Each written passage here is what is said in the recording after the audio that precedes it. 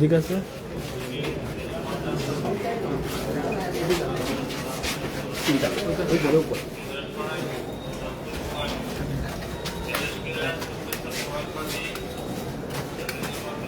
বাহিরে লোকজন আছে কিন্তু ভিতরে ঢোকা নাই।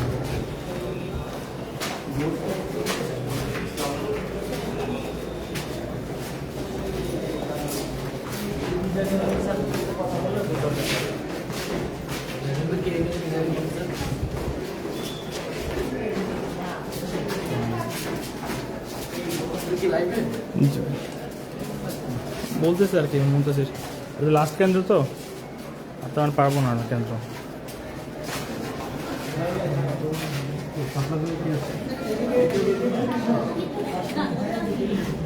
কত পড়ছে এখানে বল? 50 হবে, 50%।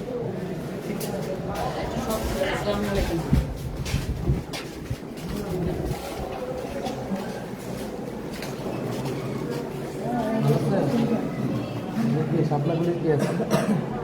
কেমন ভোট করলো? কত পড়লো? কত পার্সেন্ট হলো?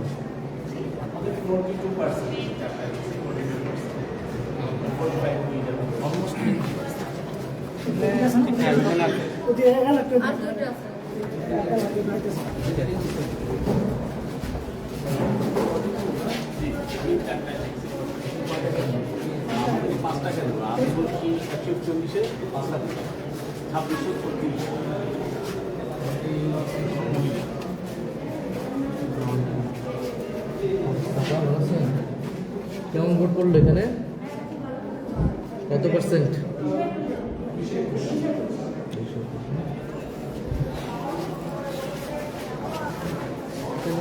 বাইরে থেকে যাবো না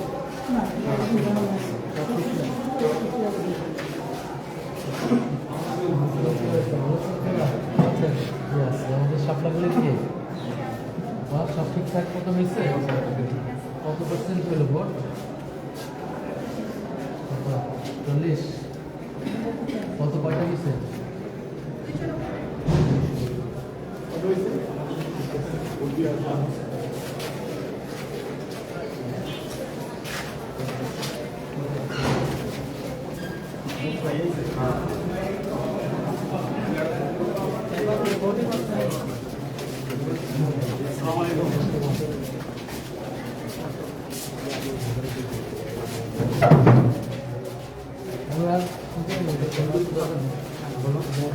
ভাই নাইট ভাই নাইট ভাই একটা পিক নিন ভাই আমরা সবাই মিলে একটা আচ্ছা সবাই মিলে একটা একসাথে সবাই মিলে একটা আমি উঠে দিয়ে দেন। সময় নাই তো? জি জি হ্যাঁ হয়েছে, এদিকে তাকান। ঠিক আছে, থ্যাংক ইউ। আসসালামু আলাইকুম। না যাবো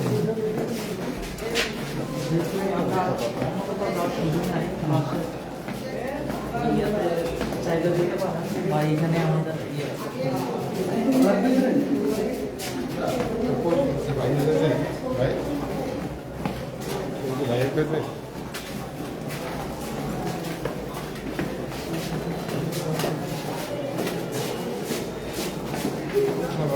তো 10 মিনিটের মতো আসতে পারি।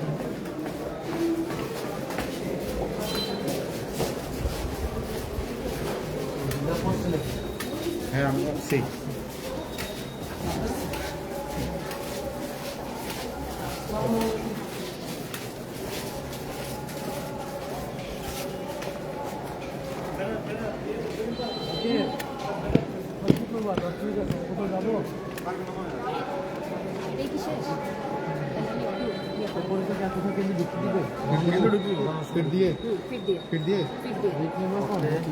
একটা ব্রেক দিতে পারেন।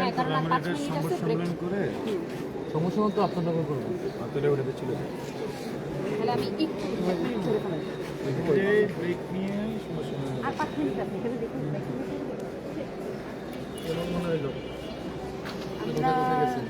আমরা 11 বছর মিলে 11 বছর ছিলাম কি মনে হলো আগে তার থেকে বেশি।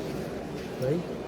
কারণ সে ঘুরতে সবগুলো মানে মোটামুটি ভালো সুস্থ হয়েছে সুস্থ হয়েছে, এটা মানে সবাই বলবে, এটা মানুষ বলবে। কমপ্লেনগুলো অন্য বছরগুলো থাকে যে বেলোটিসিল মারা, হুম। তারপরে হচ্ছে দুইজনে যে যা হয়েছে বাইরে বাইরে হয়েছে গ্যাঞ্জাম ইয়ার বাইরে হয়েছে, যেটা আমি বলতাম।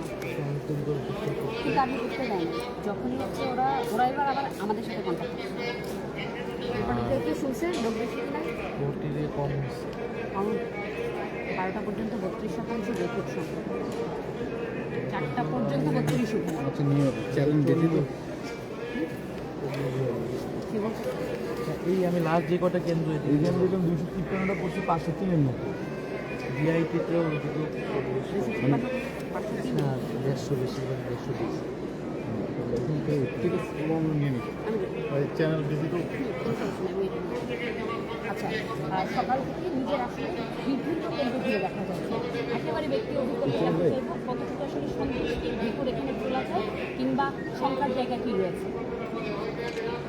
না, এখন পর্যন্ত তো কিছু ঘটনা ঘটেছে বা কিছু ঘটনা বাদ দিলে ওভারঅল পরিস্থিতি তো সন্তোষজনক আমারই আসলে।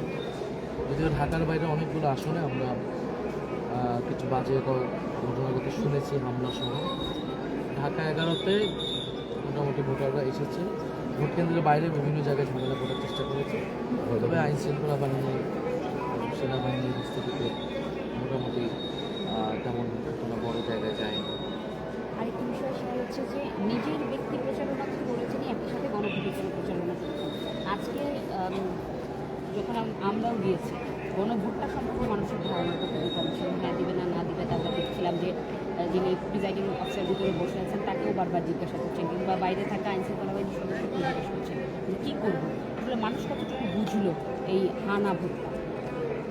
এখানে শেষ মুহূর্তে এসে একটি দলের নেতাকর্মীরা কিন্তু রায়ের পক্ষে প্রচারণা করছে, ভোট কেন্দ্রের বাইরে তারা রায়ের পক্ষে প্রচারণা করছে। যদিও তাদের সেন্ট্রাল লিডাররা ন্যায়ের পক্ষে বারবার করছে। এটা মানুষের মধ্যে একটা বিভ্রান্তি তৈরি করেছে। তো ওভারঅল মানুষ যারা আমাদের সমর্থক তারা তো ন্যায়ের পক্ষে সবাই করছে। সাধারণ মানুষের ন্যায়ের পক্ষেই রায়টা আসবে সমস্যা। সার্বিকভাবে কি বলা চলে যে এই পরিবেশের সন্তুষ্টি ইতিবাচক? এটা তো ফলাফল না আসা পর্যন্ত এটা বলা যাবে না, কারণ ভোট গ্রহণ শেষেও ভোট কেন্দ্র কিন্তু অনিরাপত্তের অনেকগুলো বিষয় থাকে। তো সেই জায়গা থেকে ভোট কেন্দ্র শেষ হওয়ার পরে কী ভূমিকা প্রশাসনের থাকে এবং তখন পরিস্থিতি কী হয় এটার উপর নির্ভর করে। এখন পর্যন্ত এটাকে সন্তোষজনক বলা যাবে, কিন্তু আশঙ্কা রয়ে গিয়েছে এখন নানা ধরনের। আর অন্য অন্য আসনের যদি আমরা চিত্র দেখি সেটাও আমাদের জন্য খুব একটা সন্তোষজনক না। ওভারঅল বাংলাদেশের নির্বাচন আমরা তো ছোটোখাটো অনেকগুলো বিষয় ঘটনাকে মেনে নিয়েই নির্বাচনের ফলাফল গ্রহণ করি।